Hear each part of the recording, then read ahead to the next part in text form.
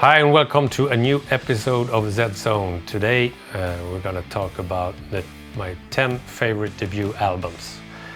We start off with a band that really inspired me in the live playing, heavy riffs, getting down to it, listening to Geezer Butler's wah wah pedal, brilliant, Tony Iommi riffing at his best, Ozzy delivering amazing vocals, and of course the drummer is not the very least but one of the best, pure, as simple as that. And the drummer Bill Ward, of course, firing it up with Geezer live 100% in the studio, and you can hear it. That's why it's so good. You can hear the ups and downs in tempos, etc. The cover, it's a classic one, and has been one of those iconic covers, and people trying to get to the place and taking pictures, of course, and absolutely brilliant. Black Sabbath debut album. Album number 2 from 1974. This album is more weak than the live albums that came out later on, and of course I'm talking about Kiss. But still, it's amazing to hear those guys releasing their first album, to hear the songs for the first time, talking about songs like Strutter, Juice, Firehouse, songs that really stands out, and even today. I know that they were not so thrilled about the sound, and it is compact and doesn't really give the live feeling that they have the same energy as they have live. But still, I think it's a really good debut album with the songs. The songs are still there. They still remains the same. So, Kiss, strong debut. Album number 3. This is one of my favorite bands, and with this lineup, with Dio and Ritchie Blackmore, formed with veterans players, classic debut album, with songs like Man on the Silver Mountain, which is a super song, and Self-Portrait, Black Sheep of the Family.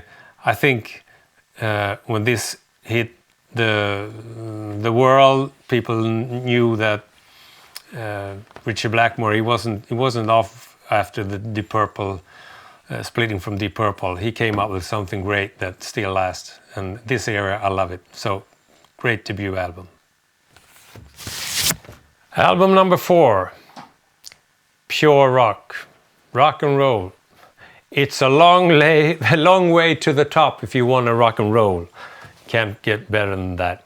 TNT, High Voltage, of course. High Voltage from 1976.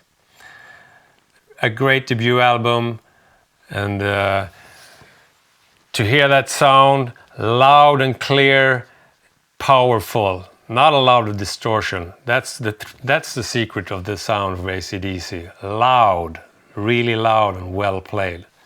That's why it sounds as it does. Top debut album. Thank you, AC/DC. Album number 5. Technical guitar fireworks to party-ready songwriting. This is just an amazing debut album, and I think that you know what I'm talking about. It's of course Van Halen from 1978. I do think that Eddie Van Halen actually he tried to not showing his technique, because it was so unique when it came, and it was not possible to hear exactly what was going on. I thought there was a keyboard playing in the first time I heard it. So something really extra and really powerful. A great debut album, Van Halen from 78. Album number 6. After leaving Black Sabbath and hooking up with the great guitar player Randy Rhoads, of course we got Ozzy Osbourne, Blizzard of Oz from 1980. A lean, powerful record that mixes melodic solos and cinematic chords and shifts and hooks and all that. It's great. Key moments, of course, Randy Rhoads' guitar playing. Rest in peace, Randy. This album really stands out, and great debut after the split with Black Sabbath. So, Blizzard of Oz. Album number 7. After leaving Rainbow, he finally made his first debut album as a solo artist. Dio, Holy Diver, 1983. A really great album with some great songs like Holy Diver, Rainbow in the Dark, Don't Talk to Strangers. He really made it, and I understand why he did it. And now, from this album and on, Dio could decide what he wanted to do and whom he wanted to work with. So I understand his choice. Great debut album. Album number 8. From the late 60s in England.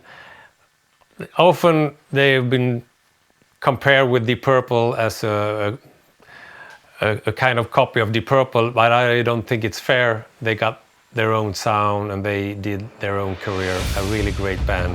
Talking about Uriah Heep. This is their debut album. And I really like Ken Hensley's Hammond playing, Mick Box guitars, and David Barron's vocals. It's really good. And listen to like Gypsy, Dream Mare, and I'll Keep on Trying from this album. Later on, Gary Thain, when he joined the band, it was just amazing. But still, this is a great debut album, Uriah Heep. Album number 9.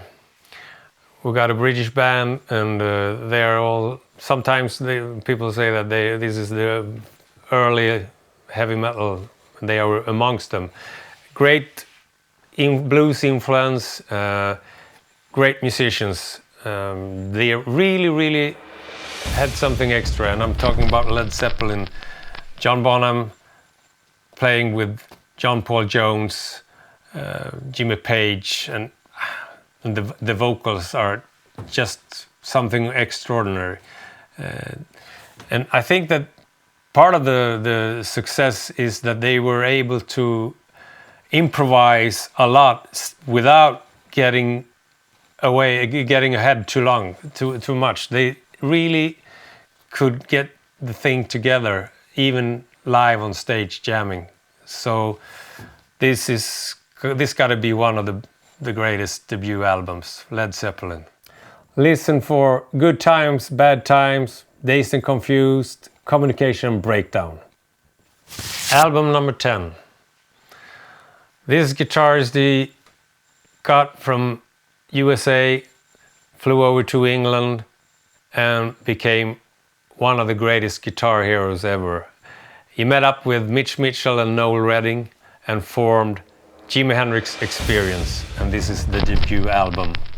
I think that this totally changed the music scene, and when he came to England, he totally got all of those guitar heroes in London wanted to go and do something else, I believe. Listen to songs like Purple Haze, Stone Free, The Wind Cries Mary. This guitar player, Jimi Hendrix, he was a genius. I'm sorry he passed away in '71, but you gotta listen to this album. Actually, this is the European version, and I have still also here the US release, so they're quite different. But one of the best debut albums. Just an explosion when he came.